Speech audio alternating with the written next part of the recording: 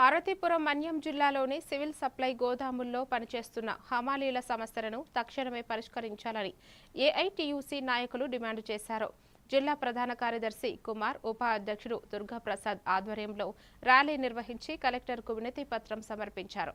నెలవారీ బిల్లుల చెల్లింపుల్లో జాప్యం, పీఎఫ్ సమస్యలు, రేషన్ డిపో వ్యవస్థలో మార్పుల వల్ల కార్మికులు తీవ్ర ఇబ్బందులు ఎదుర్కొంటున్నారని పేర్కొన్నారు. సమస్యలు పరిష్కరించకపోతే మరింత తీవ్ర ఆందోళన చేపడతామని హెచ్చరించారు.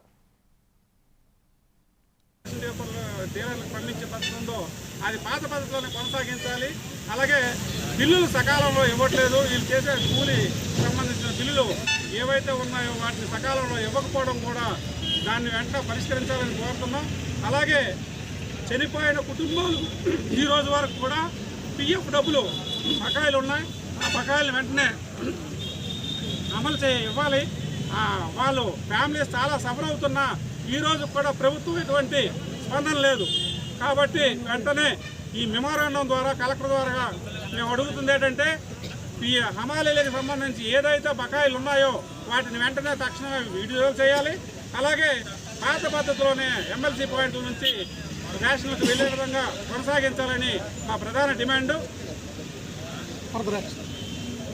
ఈ సమస్యపై ఆల్రెడీ అన్ని జిల్లాల్లోనే జరుగుతుంది. ఈరోజు ఈ కార్యక్రమాన్ని భవిష్యత్తులో మా అధిష్టానం ఏదైతే